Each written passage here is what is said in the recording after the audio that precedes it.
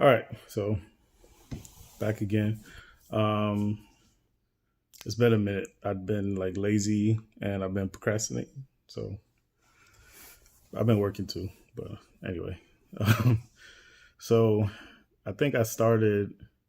I don't remember the details about it. I don't remember too much of the session, but my first counselor or therapist, I guess you can say, I was in school and I was doing bad because I was skipping school and all this stuff. And my mom wanted to know what's up, so I don't know how she found out, but anyway, she took me to see a counselor.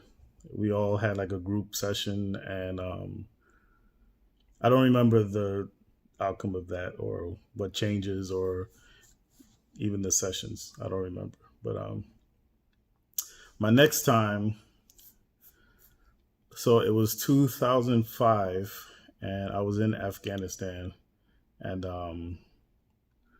I was like stressed. I was crazy stressed because for one, this is my first time that I like had to be away from my family. Like I couldn't just take a weekend and go home or whatever. Like I was stuck. So the separation was bad for me. And then I had this girlfriend at the time who completely did not. I don't know if she didn't understand or if she did understand, but she didn't care. But the I'm in the military. I'm deployed. I can't just call and talk to you whenever I can. And she it was crazy, and she stressed me out a lot over that. And like the crazy part about it was like I would we would get in an argument about something, and normally like the next day you call and be like I'm sorry or whatever, but like it always used to work out where like the next day I would have to like fly out on a mission somewhere or something. So she didn't understand. She thought like I was playing games. So that was more stress. And then the people I was working with at the time, um, or should I say four, were really stressing me out. I don't. That's a whole nother conversation for another time. But they were crazy stressing me out. And I remember, so we were blessed that we had actual hard rooms. We didn't live in like tents. Like we had a hard building, and each one of us had like a four-man room. So it's like four people in one room, and we had a lot of personal space or whatever. But I know I was alone in the room. I know I was alone in the room, and like getting ready to go to work or go to the chow hall or something like that, and I heard laughing in the room, clear as day. Like I heard a laughter in the room, and I'm like, oh shoot, I'm going crazy, right? So I talked to my chief. I used to confide in her a lot. But I talked to my chief. I told her what happened, and she said I should go talk to somebody. It sounds like combat fatigue or combat stress, something like that. And so I went and talked to mental health. The Captain Schaefer. I'll always remember this dude's name, Captain Schaefer. So I go in for my first session, and I had to fill out a huge questionnaire. And then I sit down, I think with Captain Schaefer. I can't remember. I think it was Captain Schaefer. And he literally asked me the same stuff that I just filled out. I'm like, and then when that was done, he looks at me. He says, hey, I have something I want to try. I know it's going to sound crazy, but I've tried it before and I've gotten results with it. So, and this is no lie. This is no lie. He then pulls out this book and proceeds to read me a Dr. Seuss story.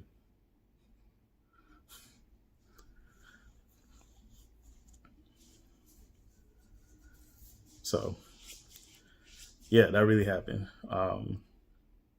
So at that point, there was some other stuff that happened with that whole era or that whole period in time. But anyway, I ended up coming back home. I thought I was fine. And the first thing, it was like just being out and about was kind of hard for me because the thing is in Afghanistan was the local people worked on the base. So that was hard because you didn't know necessarily who to trust, because there were like sometimes like they would attack you, like um, so we had this one detail called LNG, Local National Guard, where we would literally sit there and watch them work. Like we have our rifle or whatever and just guard them while they work. And other people used to like sleep and stuff. And I wouldn't sleep because I'm like, if I fall asleep, they could just grab my weapon. It was scary to me, so I would be on guard the whole time. And just you just think about like just a year of just being on guard, like it was.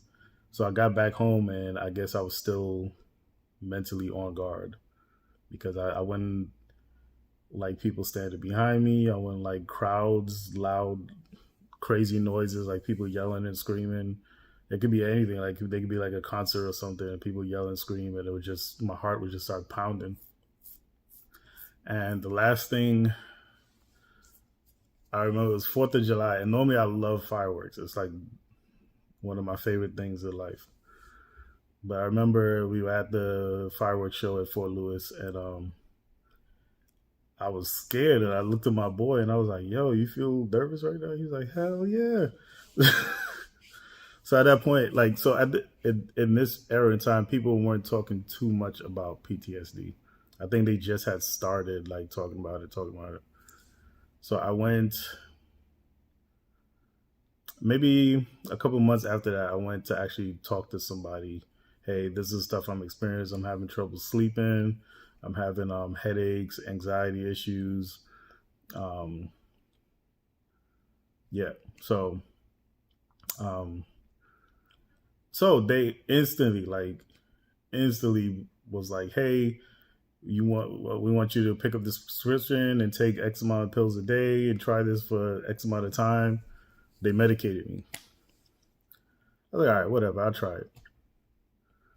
And I hated it. I hated it. I honestly felt better. However, I knew that it wasn't like real. It's almost like if you're sleepy and you pound like 2 or 3 cups of coffee, like your heart is pounding and stuff like that, but you know that you're still sleepy.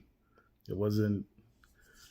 I hated it. And then the other side effect I had, I kept snoring. Not snoring. Yawning. Like every 2 seconds, I kept yawning. Like my jaw would be tired at the end of the day because I was yawning so much. Um, so I stopped. I did it for like maybe like a month, and then I just stopped. I can't do it anymore. And then I went to group therapy. Group therapy helped a lot because it made me feel like I wasn't alone. Because part of the reason why I didn't go ask for help earlier was like I didn't feel like I deserved it because I wasn't like a war fighter. You know what I'm saying? I wasn't kicking in doors and jumping from helicopters and stuff. I was just a regular soldier. So what am I so shell shocked about that I need help? But the group therapy helped. I found out there was a lot of other soldiers like me that was going through the same stuff. So what else?